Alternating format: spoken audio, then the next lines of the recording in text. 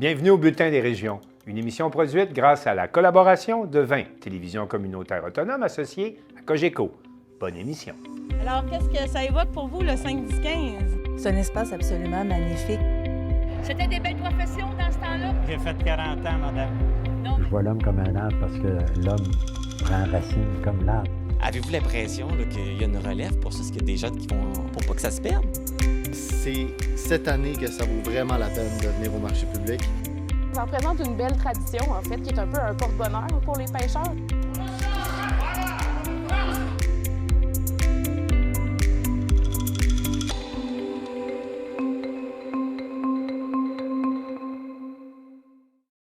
Encore cette semaine, on vous présente des reportages qui proviennent des quatre coins du Québec. Au sommaire. Dans le projet du parc éolien de Brockton, l'Union des producteurs agricoles demande que les terres cultivées et les érablières soient préservées. À Grande-Rivière, la nouvelle caserne 64 fait la fierté de la municipalité. L'Union des producteurs agricoles à 100 ans et à Sainte-Luce, la présidente de l'UPA du Bas-Saint-Laurent nous parle des défis des prochaines années. À la Malbaie, retour sur une exposition qui fut consacrée à Brian Mulroney et à son œuvre à titre de député de Charlevoix. À Forestville, la finale locale du concours secondaire en spectacle a couronné un jeune et talentueux pianiste. La Fondation de la rivière Bonaventure vous invite à deviner à quel moment les glaces emporteront une œuvre d'art éphémère. À Vaudreuil-Dorion, c'est l'événement Feu et flocons.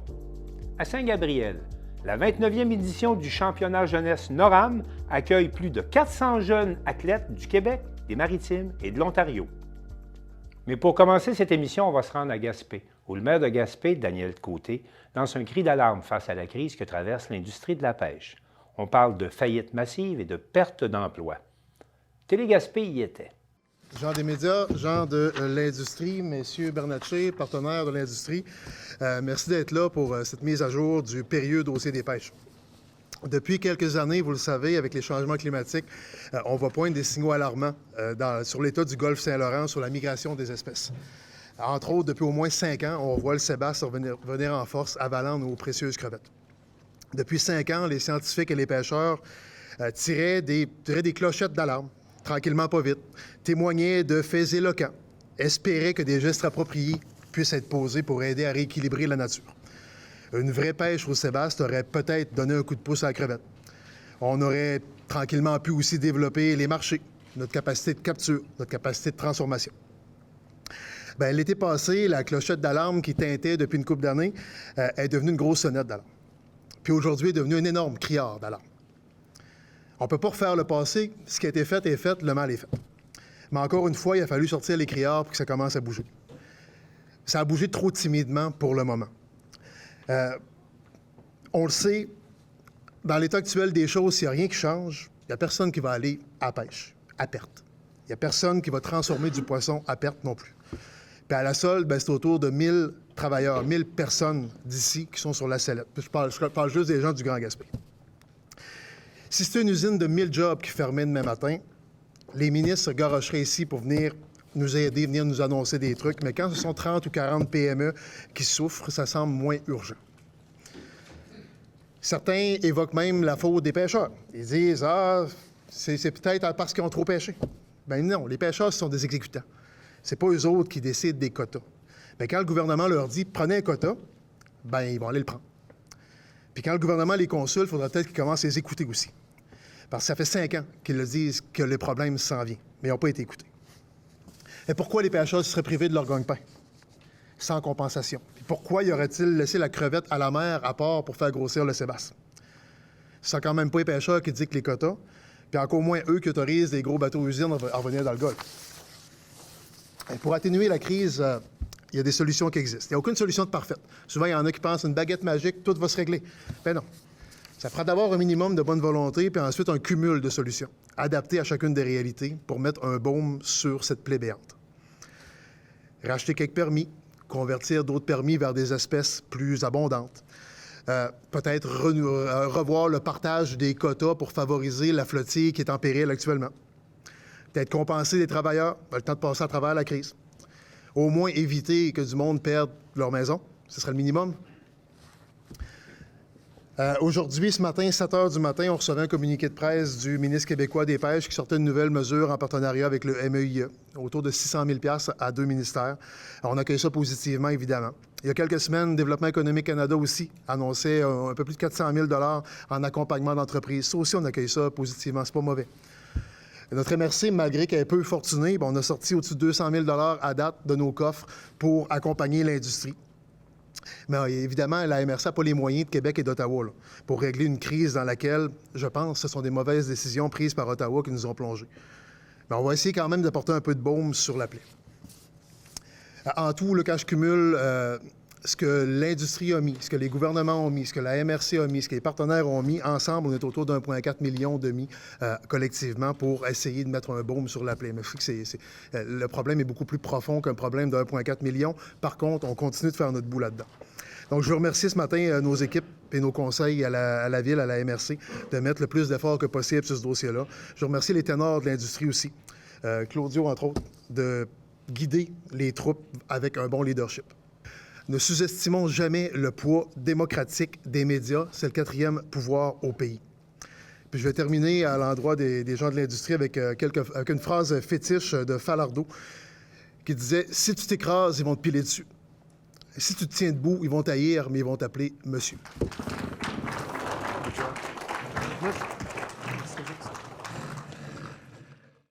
Sylvana Suarez de la télévision de l'Érable s'entretient avec le président de l'Union des producteurs agricoles de Chaudière-Appalaches, M. James Allen, au sujet du projet de développement du parc éolien de Brockton. Aujourd'hui, on va parler avec M. James Allen, il est président de la UPA pour la région de Chaudière-Appalaches. Bonjour, M. Allen. Bonjour. Bon, bienvenue à cette émission. On voudrait commencer pour savoir quelle est la position générale de la UPA à propos du projet de parc éolien Brockton. Bien, pour tous les projets éoliens, on n'est pas contre les projets éoliens. Ce qu'on demande au gouvernement, puis surtout à Hydro-Québec, c'est que les projets éoliens se fassent dans des boisés, là, parce qu'on veut qu'il soit aucun projet éolien en zone agricole cultivée et aucun projet éolien dans les érablières. On veut que ça soit ces deux parties-là, là, je vous dirais. On ne veut pas qu'il y ait aucune construction d'éoliennes sur des terres cultivées. D'accord. Alors, pour le moment, la posture, c'est un peu plus en attendant qu'est-ce qui se passe, qui s'en vienne, oui? Bien, avec tout ce qu'il va y avoir, bien là, il y a le projet de Saint-Pierre dans la Croix de Brockton qui a été accepté. Là, après ça, ils vont passer à Commission de protection du territoire agricole, la CPTAQ. Fait que là, il va être accepté par là. C'est sûr que si la compagnie prévoit construire soit dans zone agricole cultivée ou dans une érablière, on va s'objecter, on va aller à une audience publique à CPTAQ pour s'objecter à ce qu'il y ait une construction dans ces zones-là. Là. Ce qu'on demande, c'est que ça soit réellement dans des zones, pas une érablière, mais dans un boisé là, qui n'a pas d'utilité. Là. C'est pour ça qu'on veut qu'il soit là. Puis avec dans les terres cultivées, pourquoi pas dans les terres cultivées? Bien, on est rendu au Québec, on n'a même pas 2 % de nos terres qui sont cultivées. Fait il va falloir arrêter d'en perdre là, à un moment donné. D'accord. Et quel sera le rôle de la UPA dans le cadre des consultations avant que le projet avance? Non, il n'y a eu aucune, pas celui-là. Il y a certaines compagnies qui nous ont approchés, des fois pour voir un peu l'intérêt de l'UPA ou bien pour, mettons, je dirais ça de même, enligner le projet. Mais dans le coin de Brockton, il n'y a pas eu aucune. La compagnie ne nous a pas approchés pour nous demander où est-ce qu'il sera le mieux de construire les éoliennes. D'accord. Et bon, Hydro-Québec a imposé que les projets éoliens aient une acceptation sociale. Oui. Alors, est-ce que vous pensez que le projet Brockton aura l'acceptation sociale des municipalités impliquées, comme les Saint-Pierre de Brockton et Sacré-Cœur de Jésus? On n'a fait aucun sondage de ce côté-là, nous autres, de notre côté. Je sais que les producteurs que j'ai rencontrés un peu, c'est partagé. Il il y a des producteurs qui apprécieraient avoir des éoliennes un peu sur un coin de le propriété. Il y en a d'autres qui ne veulent rien savoir, là, dépendamment. Je vous dirais un peu comme la société. Tu sais, il y a certaines. Dans la société, il y en a qui sont pour, il y en a qui sont contre. Et le monde agricole, c'est une société aussi en tant que telle. Là. Fait que, c'est partagé entre les deux. Et je sais qu'il y avait des producteurs, moi, qui. Tu sais, les producteurs, quand je parlais avec eux autres, la construction d'éoliennes n'était pas en terre cultivée et n'était pas dans un érablière non plus, là, ceux à qui j'ai parlé. C'est pour ça que c'est différent un peu aussi par rapport à ça. Là. Et est-ce qu'il y a des agriculteurs qui vous ont exprimé leurs préoccupations sur le projet? Oui, oui, il y a des producteurs. Puis question de toutes les fonctions aussi de comment il est situé loin de, je vous dirais, des maisons. Là. Parce qu'il y a certains projets qu'il y a des producteurs qui m'ont signifié là, que l'éolienne n'est pas chez lui, elle est chez son voisin. Mais là, il hantait les éoliennes. Puis des fois, c'est des questions qu'on entend jusqu'à combien de kilomètres, comme on l'entend, c'était l'éolienne tournée, ou parce qu'on a fait tout le temps, je dirais, une sorte de bruit là, quand la pale passe vis-à-vis du poteau. Fait que pour ce bout-là, c'est des questionnements qu'on a des producteurs. On n'est pas capable de répondre à ce questionnement-là. Et puis, c'est un peu comment un peu vivre aussi avec les éoliennes. Donc, c'est quoi que ça amène comme impact? Il y a ces questions-là, là, des fois, qu'on est obligé de répondre à nos producteurs. Et est-ce que vous prévoyez faire comme des campagnes de conscientisation sur les projets Broughton avant que les projets avancent?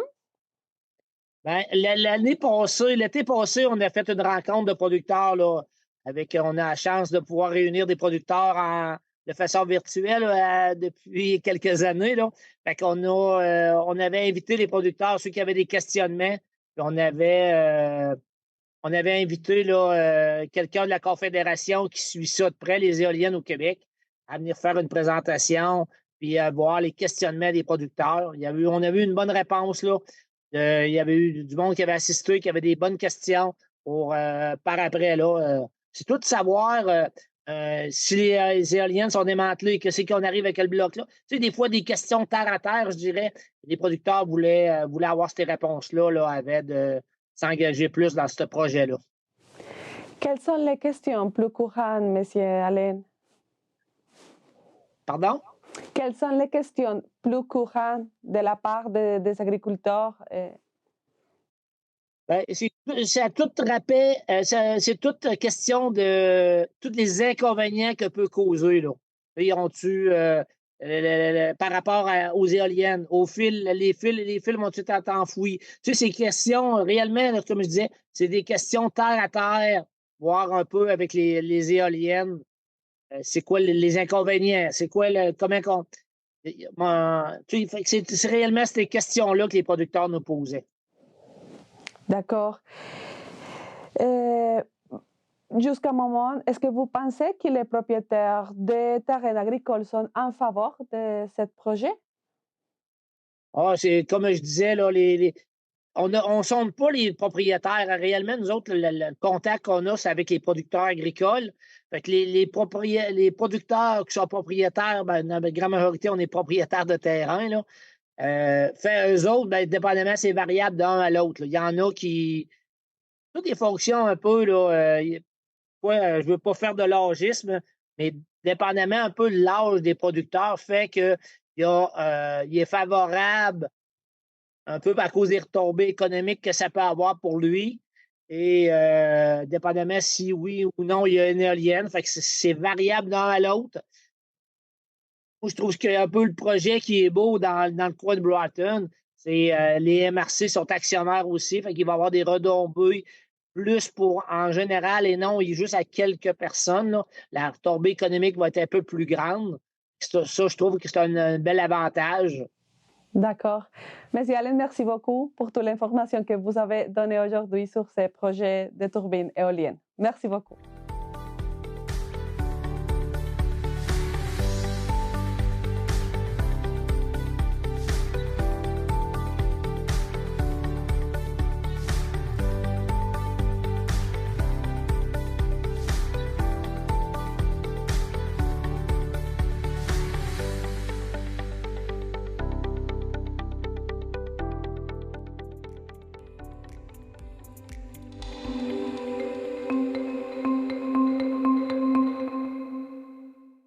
Thierry Haroun de la télévision du Rocher-Percé a pu visiter la nouvelle caserne de pompiers de Grande-Rivière. On écoute son reportage. Rares sont les fois qu'on a l'occasion de visiter une caserne de pompiers, encore moins quand elle est toute neuve. La caserne 64 est le fruit de la reconversion de l'ancien BMR à Grande-Rivière. TVRP a eu accès au bâtiment en compagnie du maire, M. Gino Cyr, visiblement fier du résultat, et de M. Luc Lebreu, directeur des services de sécurité incendie, également heureux de nous faire le tour du propriétaire. Il y a la section contaminée, camions, réparations, équipements, etc., et la section administrative avec différents bureaux, cuisines et salles de conférence. Un édifice qui a permis de rapatrier en un seul lieu les multiples équipements qui étaient éparpillés ici et là dans la municipalité. Le service incendie de Grande-Rivière compte 29 pompiers et avis aux intéressés, on recrute. Voici mon reportage. Bonjour monsieur. Bonjour. Présentez-vous. Luc Lebreu, directeur du service sécurité incendie de la ville de Grande-Rivière. On a visité le bâtiment ici tout à l'heure. Alors, j'ai différentes salles, il y avait des camions de pompiers. Dites-nous à peu près les salles qu'on a visitées et leur utilité. OK. Donc, le bâtiment est divisé en deux sections. Donc, qu'est-ce qu'on appelle la section contaminée, où est-ce que les camions, les bunkers, les habits des pompiers, où est-ce qu'on fait les réparations, l'entretien. Et tu as le côté administratif, dans lequel il comporte le bureau directeur, le bureau de la prévention, bureau des officiers, la salle de formation, cuisine, salon et une salle de conférence aussi dans le bâtiment. Un bâtiment qui est vraiment à l'avant-garde, j'ai l'impression. Ah, pour nous, oui, effectivement, si on compare avec qu'est-ce qu'on avait entre les salles... Avant? Avant, oui, excuse. Oui, allez-y. Qu'est-ce qu'on avait avant, oui, c'est vraiment bien, puis on a pu rapatrier tous nos équipements qui étaient un peu éparpillés dans la municipalité. Donc, on est tous rendus dans le même bâtiment. Donc, que ce soit les 4 roues, 6 roues, ainsi que motoneige. Donc, on a pu tout remettre au même endroit. Donc, vous devrez être fiers quand même, parce que comme professionnel, ça... On est fiers du bâtiment, puis on est fiers aussi que la municipalité a embarqué dans le projet, parce que ça nous prenait nos entêtes là, qui puissent nous accompagner là-dedans. Le service incendie, là, Grande-Rivière, c'est combien de personnes? C'est une équipe de combien à peu près? Aujourd'hui, on est une équipe de 29 pompiers. 29 pompiers? 29 pompiers. Donc, ça, c'est la centrale. Donc, tour à tour, comment ça marche, là, les surveillances? OK. Bien, ici, il n'y a pas de pompiers 24 heures sur 24. Tout le monde fonctionne sur appel. Okay. Donc, lorsqu'il y a un appel ou une intervention, il peut avoir, selon la période de la journée, période de la semaine, 12 pompiers, 15, 20. Donc, tout dépendamment aussi de la disponibilité des personnes, des pompiers sur le territoire. Dites-moi, c'est justement le territoire que vous couvrez, là, c'est quoi? Grande-Rivière et Sainte-Thérèse. C'est le territoire vous avez une collaboration avec... C'est ça. Juste terminer, une journée de travail d'un pompier, là, c'est quoi, là? Un feu, on appelle, ils viennent ici, ça prend combien de temps à se rendre? C'est quoi les défis de votre métier? Bien, premièrement, le citoyen va appeler le 911. Oui. Lequel l'appel est acheminé au Correc, le bureau se trouve à Rimouski. Celui-ci va enclencher le système de communication pour avertir l'ensemble des pompiers, les informer du genre d'appel qu'il peut avoir. Ça peut être un alarme, un accident, un incendie. Ça peut être du sauvetage aussi, comme qu'on a eu dernièrement, donc en milieu isolé.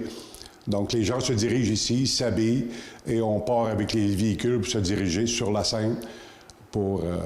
circonscrire ou contrôler l'événement. Ça demeure un métier dangereux quand même, je le rappeler.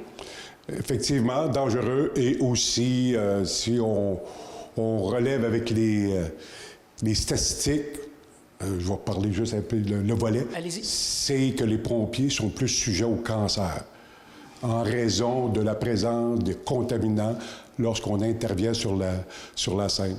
De là, l'importance pour nous, les pompiers, de nettoyer nos habits de pompiers régulièrement, idéalement après chaque intervention où ce qu'on a eu à combattre un incendie, porter les appareils respiratoires. Donc, on a les équipements qui sont fournis, mais on doit les porter pour assurer notre santé et sécurité. Merci beaucoup, Monsieur le maire. À vous la parole. C'est tout un bâtiment, il y a de quoi être fier. Vous m'avez déjà dit en entrevue que c'est probablement une des références de l'Est du Québec, ce bâtiment-là. Bien, c'est sûr, certain que quand on regarde dans l'Est du Québec, puis tout dernièrement, bien, quand on avait fait l'ouverture officielle dans la présence des ministres, même le maire de Gaspé, M. Daniel Côté, qui est même pompier volontaire, donc il tenait absolument de venir voir le bâtiment, puis effectivement, là, on se le cache pas, là, moi je pense que tout le monde, là, il me fait la remarque pour une municipalité de 3500 qui couvre un territoire, mais c'est sûr qu'on a plusieurs activités, comme vous pouvez voir là, au niveau du secteur des pêches, on est des bâtiments importants. Donc, ce qui est important aussi là, pour le service incendie, pour être efficace, aujourd'hui, on a la possibilité d'avoir un bâtiment dans lequel tous les véhicules d'incendie, que ce soit faire des interventions en mer, en forêt, c'est sûr qu'on va y aller aux endroits accessibles. Là, donc, c'est sûr, certain que si, exemple, là, il y a un feu, là, mettons, là, dans un camp qui n'est pas accessible, bien là, c'est un petit peu plus difficile d'accès, mais pour la 95% de la population de Grande-Rivière, on peut dire qu'on est bien desservi par un excellent service d'incendie. Justement, de quoi être fier? Vous avez toute une équipe qui est vigilante. Hein? Bien, écoutez, moi, ce qui est important, c'est qu'on travaille toujours pour l'avancement de la ville, puis avec les projets qui sont sur la table présentement, on voulait s'assurer d'investir dans un bâtiment que pour prévoir pour les 50 prochaines années. Je pense que le fait qu'on est en mesure d'acquérir l'ancien BMR, de le convertir là, en terrain incendie, puis en même temps, bien, comme vous pouvez le voir, il y a une belle salle de formation qu'on attend toujours l'ameublement, mais ça va être un endroit qui va nous permettre de donner de la formation directement sur place. Cette salle-là aussi va être utilisée aussi pour d'autres fonctions parce qu'on a souvent soit la Sûreté du Québec ou service là, ambulancier ou des gens qui ont besoin des endroits spécifiques, là, donc bien encadrés. Puis ici, bien, c'est un bâtiment là, comme vous pouvez voir là, au niveau des entrées. Là, tu ne peux pas accéder comme que tu veux. Là, tu fonctionnes par code. Donc, moi, je pense que la population de Grande-Rivière peut être très, très satisfait. Puis souvent, quand on se fait poser aux assurances, qu'est-ce qu'il y en a au niveau incendie, accès à Bonnefontaine, bien, je pense que la caserne de Grande-Rivière va être une référence. Donc, j'espère juste que ça va aider aux citoyens d'amoindrir effectivement les coûts d'assurance. Dernière question, c'est ouvert depuis quand, en fait? C'est terminé, là, en fonction depuis quand? Juste terminé, ici? Bien, le bâtiment lui-même, là, on a débuté ici depuis le 2 décembre qu'on est rentré dans le bâtiment. OK.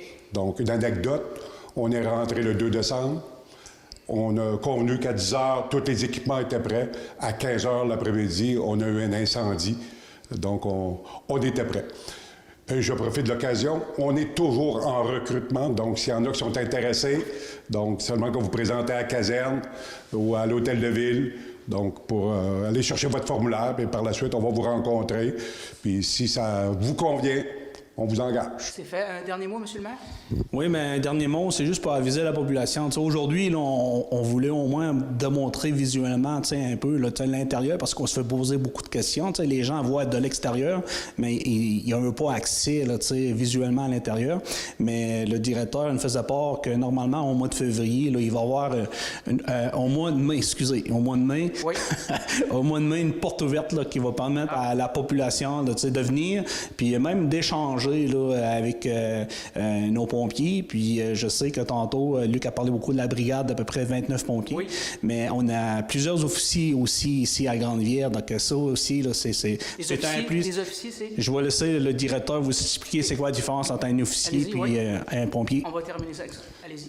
Bon, pour les officiers, bien, enfin, sur les interventions, c'est eux autres qui prennent charge d'une équipe pour intervenir, diriger les pompiers. Donc, ils s'occupent, qu'est-ce qu'on appelle dans notre langage, de la tactique pour contrôler la situation. Merci, c'était très intéressant. Bravo. Revoyez tous nos reportages sur notre site Internet.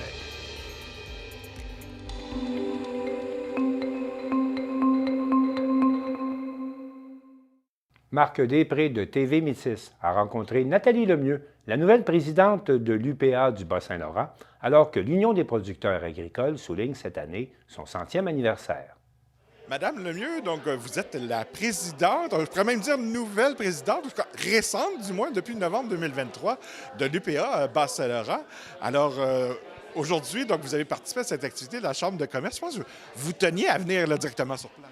Oui, tout à fait. Je trouve que c'est une très belle initiative que la Chambre de commerce a eue, cette soirée-là, réseautage, de permettre à ce que le milieu agricole, le milieu bioalimentaire, les élus, les gens, les entrepreneurs de la région, ce maillage-là, c'est hyper important. Puis oui, je tenais vraiment à être présente.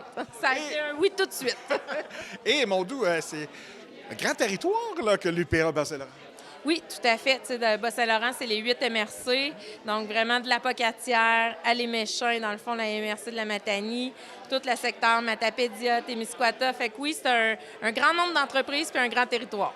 Et au niveau des producteurs, je pense qu'il y a 9 comme secteurs, grosso modo. Bien, c'est comme je vous disais, c'est un double palier au niveau de la fédération. Fait qu'on a vraiment des conseils d'administration dans chacune des MRC qui représentent vraiment la localité. Puis ensuite de ça, on a 9 spécialités. Fait que dans le fond, dans les spécialités, ça inclut nos producteurs au niveau des viandes, au niveau des grains, nos relèves, nos agricultrices. Fait qu'on a 9 conseils d'administration aussi vraiment de spécialités qui s'ajoutent à nous, dans le fond, quand on fait des rencontres au niveau de la fédération. Et au niveau de nos producteurs, agriculteurs, etc., donc on peut dire que c'est pas les défis qui manquent. Non, on a des grands enjeux. On le voit, tantôt j'entendais, on a des enjeux au niveau de notre marge financière. On a des enjeux au niveau de notre commercialisation, au niveau de l'environnement, au niveau de notre protection de territoire agricole aussi. Fait que c'est des gros enjeux. Mais il faut dire aussi que, bon, oui, ce sont des enjeux au Bas-Saint-Laurent, mais c'est des enjeux à la grandeur de la province. Oui, tout à fait, c'est généralisé. Puis, tu sais, tantôt, on en jasait aussi, ça a fait partie des discussions. Tu sais, la politique bioalimentaire, ça aussi, il va falloir que ça soit mis de l'avant-plan, il va falloir que le secteur agricole ressorte dans cette politique-là, puis qu'il y ait vraiment des outils, puis qu'on en fasse une priorité, là, notre secteur bioalimentaire, oui. Est-ce que vous trouvez que le gouvernement, lui, vous permet de pouvoir bien vous développer l'agriculture en agroalimentaire au Québec? Bien, je pourrais dire qu'il est quand même d'une bonne écoute, mais on va devoir encore faire un petit pas de plus. Donc, c'est tout le monde qui peut faire sa part là, à ce moment-là? Oui, tout à fait. T'sais, on a besoin vraiment de tous les acteurs, de tous les acteurs autour du secteur. On a besoin que notre société, que nos consommateurs le disent, qui veulent encore des aliments, qui ont besoin des aliments du Québec dans leurs assiettes. Fait que c'est sûr que ça va être vraiment, ça va être ensemble, puis ça va être vraiment toute la société qui vont devoir le mentionner, puis faire avancer la cause agricole. Et l'UPA, bon, fait beaucoup d'accompagnement, mais c'est plus que ça, là. Oui, bien, tu sais, dans le fond, on défend, on promouvoit, on fait nos entreprises agricoles, dans le fond, mais c'est plus que ça, tu sais, on fait de l'accompagnement au niveau des services, on parlait de l'aménagement, l'environnement, au niveau de la prévention, le dossier santé psychologique, au niveau de la formation, puis il y a tout l'aspect concertation avec les gens du milieu aussi, là. C'est ça, on parle de prévention parce que, bon, l'agriculteur, souvent, bon, avec les machines qui font plus de choses, plus petite équipe souvent pour à ce moment-là, l'entrepreneur. Donc, c'est dangereux peut-être justement de tomber au niveau de la santé mentale. Bien, c'est souvent des familles qui travaillent dans le secteur agricole. Fait que c'est sûr que quand on fait face à des défis climatiques, on a vécu des sécheresses, on a vécu des surplus d'eau, on fait face à des enjeux financiers parce que les marges sont moins au rendez-vous. Bien, c'est sûr que, tu sais, ces entrepreneurs-là, ils baignent 7 jours sur 7, sont toujours dans ce milieu-là. Mais c'est plus que juste l'entrepreneur, c'est toute sa famille, c'est tout son réseau autour. Fait que, tu sais, c'est important d'en prendre soin. Et aussi, bien, quand même, l'UPA, c'est pas rien, donc à 100 ans. Donc, ça a été vraiment un monde en évolution là, dans ce centenaire-là. Oui, tout à fait. Tu sais, ça a été des bonnes batailles. Bien, je dis batailles, mais des bons, tu sais, imagés un peu, là, on va se le dire, mais tu sais, ça a été des gros défis, des gros enjeux pour la place de l'agriculture, pour le territoire, entre autres, justement, l'aménagement du territoire, la protéger. Tu sais, on a juste 2 % de nos terres qui sont en agriculture. Fait que, tu sais, c'est important de les protéger, ces zones-là. Fait que, tu sais, ça a fait partie de tous les dossiers de mise en marché, les dossiers de mise en marché collective. Fait que, tu sais, depuis 100 ans, c'est tout ce travail-là qui a été fait. Puis on espère quand même que ça va perdurer dans le temps, là. Puis que ça a valu la peine, tous ces efforts-là. Là. Et il en reste encore beaucoup de travail à faire. Tout à fait. Et il y a aussi, je pense, un sujet qui préoccupe beaucoup, c'est l'accaparement là, des terres. On veut que nos terres demeurent propriété de gens de chez nous. Oui, tout à fait. T'sais, on parlait, c'est des familles. On veut que ce soit des gens qui habitent notre territoire, qui aient la possession des terres, qui la cultivent, qui mettent en valeur ce territoire-là. Puis, tu sais, il faut dire que c'est les gens qui viennent, qui vont dans nos écoles, qui vont dans nos dépanneurs, qui vont, tu sais, fait que c'est important, ça, que ça reste. Puis, tu sais, on fait face à ce défi-là. On sait, tu sais, on veut que nos relèves s'établissent davantage. On veut que nos relèves non apparentés viennent s'établir, mais toujours là, on a toujours le défi de la rentabilité, on a toujours le défi des prix d'acquisition. Fait que, tu sais, c'est sûr que c'est un gros dossier, mais ça, on a besoin de l'appui vraiment de nos gouvernements pour nous aider aussi au niveau des réglementations à ce niveau-là. Et pour permettre des transfusions d'entreprises aussi, bien, ça devient des montants faramineux souvent où le père cède, mais à des prix ridicules pour le jeune. Bien, tout à fait. Puis, tu sais, on le sait, les programmes de soutien au niveau de la relève agricole, ça fait grand nombre d'années. Il n'y a pas eu de modification au niveau des aides au démarrage et tout. Fait que ça aussi, là, c'est important. Si on y croit puis qu'on se dit que notre société y croit encore, bien, on va avoir besoin d'outils pour les aider, les accompagner à ce qu'ils reprennent la relève puis qu'ils aient le goût, tu sais, qu'ils ne voient pas juste les enjeux que les parents ont vécus, mais qu'ils aient vraiment le goût d'en vivre puis de produire. Et quel est le défi de 2024? Bien, c'est tout ça. On est dans des nombreuses consultations. Fait que, tu sais, la concertation va être très importante. Fait que ça, c'est un des gros mandats qu'on a, c'est d'allier tout le maillage, toute la chaîne, d'être présent, dans le fond, aux consultations, d'être présent auprès de nos producteurs agricoles. Puis c'est sûr que l'aspect mobilisation va être très important. Bien, merci beaucoup. Bien, ça fait plaisir.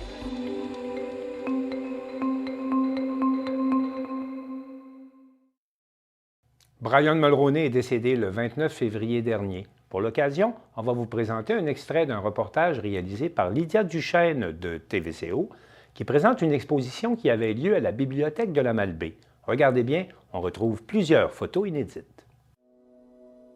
Brian Mulroney élu dans Charlevoix, qui était important, une présence importante. Brian Mulroney est, d'après l'historien Christian Harvey, un des 10 plus grands premiers ministres que le Canada ait connus.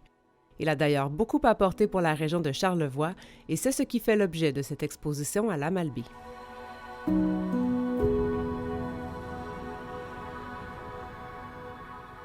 On est en ordre chronologique dans l'espace ici. Ça serait quoi là, les faits saillants là, qu'on a devant nous? Oui, bien alors on a la victoire le 12 novembre 88. Alors à ce moment-là, il part en autobus de Québec, il arrête à la Malbaie. Une grande présentation. Alors, c'est la seule fois qu'il est venu dans Charlevoix pendant la campagne électorale. Alors, un événement, l'école Félix-Antoine Savard, maintenant qui a cessé d'exister. Oui. Et c'était un grand événement, bon, plusieurs présentations. Candidat en 84 dans Manicouagan, il est élu dans Charlevoix suite à la réforme de la carte électorale de 88, avec une victoire éclatante de tout près de 30 000 voix de majorité. Alors, on voit quand même beaucoup d'engouement, les gens étaient présents, il y avait une fièvre, là, on sentait quand même la victoire. Ici, c'est l'inauguration de son bureau de comté. Alors, c'est la première fois qu'il est venu après sa victoire, le 8 mai 89. Alors, beaucoup de gens... Qui était à la Malbaie, là. Oui, qui était à la Malbaie, où maintenant c'est la boutique La Source, là. On connaît un peu le bâtiment, là. C'était un événement important qui avait rencontré les élus de l'époque, qui était la première rencontre. Contrairement à la tendance plus industrielle de l'époque, Mulroney a beaucoup apporté sur les plans environnementaux et culturels. Alors, c'était le début, bon, la réserve mondiale de la biosphère qui avait été inaugurée. Bon, on a fait un panneau à cette époque-là, en 89. Okay. Alors, marqué. Lui, on dit que ça a été l'un des premiers ministres canadiens les plus verts, là, qui a vraiment des politiques qui ont marqué vraiment le développement écologique. Qui devait être avant-gardiste pour l'époque. Oui, très avant-gardiste, là.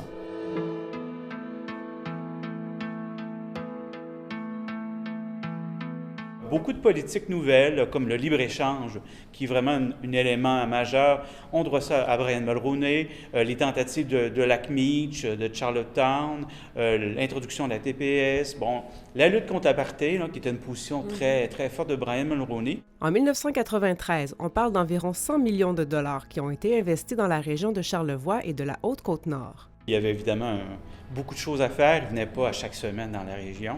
Mais quand on voit, bon, par exemple, les 4 grands projets qui ont été appuyés par M. Mulroney, bon, on parle de la construction du musée de Charlevoix actuel, alors du centre d'exposition, maintenant le musée d'art contemporain de Baie-Saint-Paul. On parle également des premières remontées mécaniques au massif de Petite-Rivière-Saint-François et la salle de concert au domaine Forgette. Alors, c'est 4 institutions touristiques et culturelles de Charlevoix très importantes. Alors, ces projets-là n'auraient jamais pu vraiment se concrétiser sans l'apport financier du gouvernement fédéral. Et c'est beaucoup la présence de Brian Mulroney qui ont rendu possible ces projets-là. Alors, il participe beaucoup des activités culturelles, bon, le symposium de Baie-Saint-Paul. Saint-Aubin. Ce sera également au domaine Forgette, là, qui était beaucoup à la recherche de construire un bâtiment, une salle de concert à l'époque.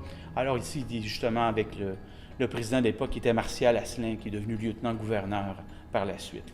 Okay. On le voit avec sa famille, Mila et tous ses enfants, et Caroline également, qui est devenue ministre actuellement en Ontario.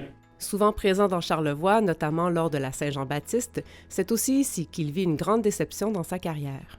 Le 24 juin 90, c'est la mort du Lac-Meech, et il était à la maison Gabriel Roy à Petite-Rivière-Saint-François. Un grand événement, il avait mis beaucoup d'efforts à faire passer l'accord du Lac-Meech qui donne un statut particulier au Québec. Et malheureusement, son projet est tombé à l'eau, alors il était dans Charlevoix à ce moment-là. Malgré les reproches de patronage venant de l'opposition ou les scandales de pots de vin qui ont marqué la fin de sa carrière politique, la Société d'histoire veille plutôt à mettre de l'avant l'audace et les bons coups de Mulroney. Ce numéro-là, cette exposition-là, ça permet de faire un tour complet, de dire, bon, c'était quand même important. Moi, je dis beaucoup avec Rodolphe Forget, probablement c'était un des députés de Charlevoix sur la scène fédérale qui ont eu la plus grande importance au niveau des projets qui ont été emmenés dans le milieu. Alors, un moment important, justement, l'inauguration du centre d'exposition à Baie-Saint-Paul, tout près de 2 millions de dollars qui avaient été donnés par Mulroney. Alors, le magnifique bâtiment dessiné par Pierre Thibault. Là, oui, qui est maintenant le musée d'art contemporain. Musée d'art contemporain, exactement. Alors, belle aide. Qui était une récupération du cinéma. Absolument. On a récupéré le type de présentation. Évidemment, une architecture reconnaissable entre toutes maintenant. On avait donné des projets, par exemple, à l'hippodrome La Vallée, à Saint-Aimé-des-Lacs, et l'inauguration du musée de Charlevoix qui avait été importante. On reconnaît Dr. Dupuis, un certain Paul Desmarais qui était là à l'époque. Toujours présent, un ami proche d'ailleurs de Mulroney. Il allait souvent le visiter sur le boulevard des Falaises pendant l'été. Alors, c'est un personnage important. La revue présente les hauts et les bas de la carrière de Mulroney, ainsi que l'histoire du comté électoral fédéral de Charlevoix jusqu'à aujourd'hui. Alors, bon, sa dernière visite dans Charlevoix, le 6 juin 1993, fait intéressant, c'est Caroline Desbiens qui chantait à cette occasion-là, qui est maintenant la députée de Charlevoix. Alors, ça fait un lien à travers ça boucle la boucle. Exactement. Le numéro 106 de la revue d'histoire de Charlevoix est disponible sur le site de la Société d'histoire.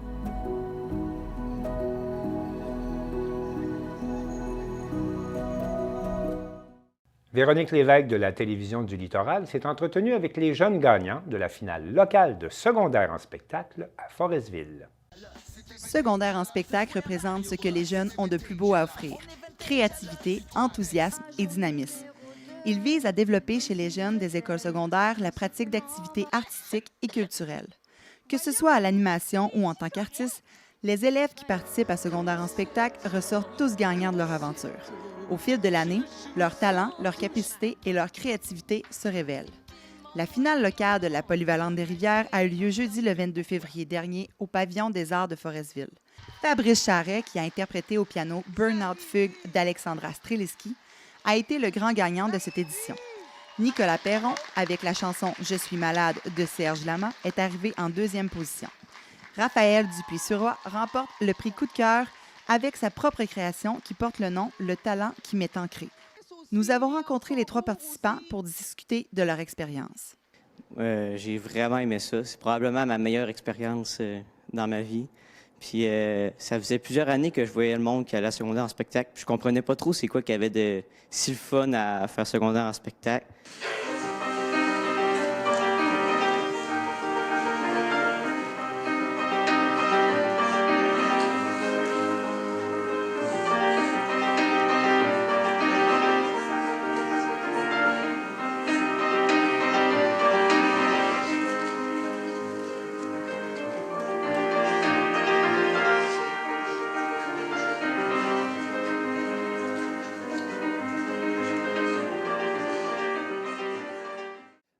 C'était très le fun. Comme Fabrice l'a dit, on a fait un bon show. Je pense que c'était le fun pour le public aussi. Puis je pense que c'est ça l'important, avoir donné le meilleur de nous-mêmes, puis pouvoir faire un bon show. Oui, c'est ça. Je suis malade, complètement malade. Je verse mon sang dans ton corps et je suis comme un oiseau mort. Quand toi tu dors, je suis malade, parfaitement malade. Tu m'as privé de tous mes chants, tu m'as vidé de tous mes mots. Pourtant, moi j'avais du talent avant ta peau. Comme à chaque année, c'est toujours un événement magique. Honnêtement, je peux pas rêver mieux parce que moi, j'adore la scène. C'est vraiment une expérience que tout le monde devrait essayer au moins une fois dans leur vie. Et c'est ça, être le coup de cœur du public, c'est vraiment un honneur. Bonjour, je sais pas comment me présenter. Qu'est-ce que je dois vous montrer? De quoi je dois vous parler? Comment pourrais-je arriver à vous intéresser? Un numéro chanté? Un numéro dansé? Non. Pour moi, c'est pas assez. J'aurais jamais pu deviner que ça pouvait être aussi dur de plus que se présenter. De vous parler, de vous raconter de ce qui peut se passer dans ma tête, dans mes pensées. Comme Barbara Pravi l'a si bien dit, voilà qui je suis, mise à nu, c'est fini. Quand je veux m'exprimer, je reste bloqué, paralysé, ensorcelé. C'est en écrivant que j'arrive à me libérer. Fabrice, Nicolas et Raphaël se rendront donc au Havre-Saint-Pierre pour la finale régionale qui se déroulera le 5 et 6 avril prochain. C'était Véronique Lévesque pour la Télévision du Littoral. Avec la sculpture éphémère La Bébite sur glace, la Fondation de la rivière Bonaventure a trouvé un moyen original de financement. Valérie Pinault de Télévague. Bonjour, M. Arbault. Bonjour. La Fondation de la rivière Bonaventure, ça a commencé comment, ça? Oui, la fondation a été mise en place l'été dernier. Okay. Alors, on a inauguré cette nouvelle fondation au mois de juin. La Fondation Rivière Bonaventure a pour objectif la préservation de la rivière Bonaventure de différents moyens sur toutes sortes d'aspects. Prévention, sensibilisation et information sur comment s'assurer de préserver la rivière le plus intègre possible pour les générations futures. Alors, c'est un peu le but de la Fondation. Parlez-moi donc de votre première activité de financement pour la Fondation. Bien, comme vous voyez, on est ici sur la rivière Bonaventure aujourd'hui, près du pont du Rapide-Plat, qui est le long de la route qui donne accès à Saint-Elzéar.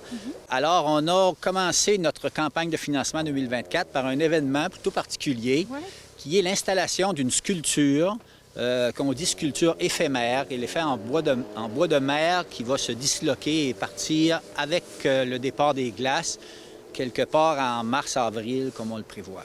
On l'appelle la bibite. La bibite sur les glaces ici sert de prétexte, disons, à ce que les gens puissent miser ou parier sur le départ des glaces. Okay. Alors, quelque part entre le 10 mars et le 30 avril, ces dates-là, les gens peuvent aller sur notre site web qui est fondationrivierebonaventure.org. Okay. Et sur le site, on peut miser une date on fait une prédiction sur le départ des glaces à une telle date. Et à ce moment-là, les personnes qui auront misé sur cette date-là, si les glaces partent à ce moment-là, on tire au sort un gagnant. C'est sur le principe des tirages 50-50. Alors, il y a un gagnant qui se mérite la moitié du montant accumulé. Il y aura aussi des billets de façon manuelle, mais c'est vraiment le plus rapide et le plus facile de miser, c'est sur le site Internet. Ça vient d'où, l'idée de la bébite? Bien, justement, c'était déjà en place sur la rivière Matapédia. Okay. Il y a un monsieur Pierre Damour qui était ici ce matin, qui a transporté son idée ici pour la Fondation Rivière Bonaventure. Et ça fait déjà 8 ans que c'est installé sur la rivière Matapédia à chaque année pour les organismes du milieu là-bas. Pour cette année, on voulait être vraiment tout de suite concret. Alors, les fonds de l'activité comme telle vont servir à une campagne de sensibilisation. On va, durant l'été prochain et surtout 2025, on va mettre en place une campagne de sensibilisation pour les propriétaires riverains, leur amener de l'information, des renseignements sur la façon de protéger leurs berges, de revégétaliser, c'est-à-dire de planter arbres et arbustes devant leur propriété. On a vérifié récemment dans les statistiques qu'il y a près de 310 bâtiments présentement le long de la rivière Bonaventure. Fait qu'il y a cette étape-là qu'on veut qu'il soit à moyen terme, on ne veut pas aller trop loin avec ça. Sensibiliser, informer les propriétaires riverains. C'est le prochain mandat de la Fondation. On va le faire en collaboration avec d'autres organismes, mais c'est ce qu'on vise à court terme avec les fonds de cette activité de financement. OK. Mais justement, avec les changements climatiques de plus en plus présents, est-ce que vous avez vu des conséquences directes déjà sur la rivière Bonaventure? Oui, bien sûr. Bien, juste une anecdote, puis peut-être que les gens l'ont remarqué. Cette sculpture-là est faite en bois de mer. Bien, on est allé récupérer ce bois de mer-là dans la digue de pierre, digue de roche qui est à la marina Bonaventure, près du fort. Il y en avait plein d'arbres. On a plus de tempêtes, il y a beaucoup plus d'arbres qui descendent les rivières à la Bonaventure, mais les autres rivières aussi de la région. On remarque qu'il y a énormément d'érosion. Elle est plus importante, l'érosion. Pourquoi? Parce que les crues sont plus importantes. Les crues extrêmes, les événements climatiques extrêmes sont plus importants qu'avant. Alors, ça amène des problématiques, on les remarque, effectivement. Il y a des moyens, il y a toutes sortes de moyens de le faire, mais que les propriétaires riverains soient conscients que chacun a sa part à faire, c'est un élément là, de la solution. Merci beaucoup, M. Arbeau. Ça me fait plaisir.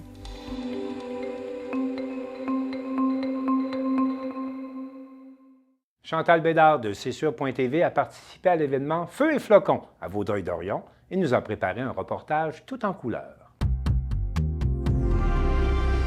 C'est sous une pleine lune éclatante que s'est déroulé le 24 février dernier au parc de la Maison Valois à Vaudreuil-Dorion l'événement Feu et flocons.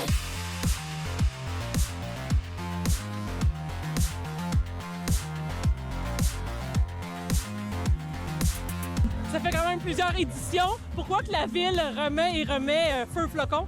Bien, on tente d'offrir une programmation de 4 saisons aux citoyens. L'hiver, on a beaucoup de programmation, puis on essaie d'avoir un événement fort qui permet aux gens de venir s'amuser et de découvrir différentes installations à Vaudreuil-Dorion. Combien de personnes, là, ce soir? Bien, en ce moment, on estime entre 3 et 4 000. Puis comme je disais, il reste encore un bon 45 minutes pour rentrer, donc on sait qu'avant le feu d'artifice, il y a toujours un achalandage important aussi. En tout cas, il fait peut-être froid, mais les gens y ont chaud. Est-ce que Vincent Bastien, il danse? Vincent Bastien, il danse. On y va?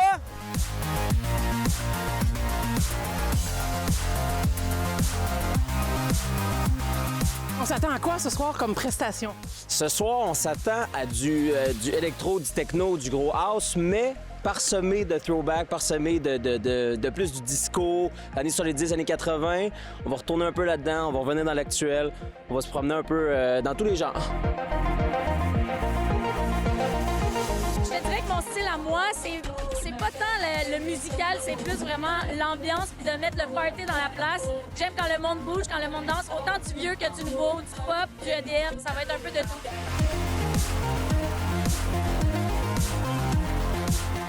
Près de 3700 personnes ont dansé sous la direction des DJ Adrien Tosti et Tizi sur le toit du Mixbus Studio.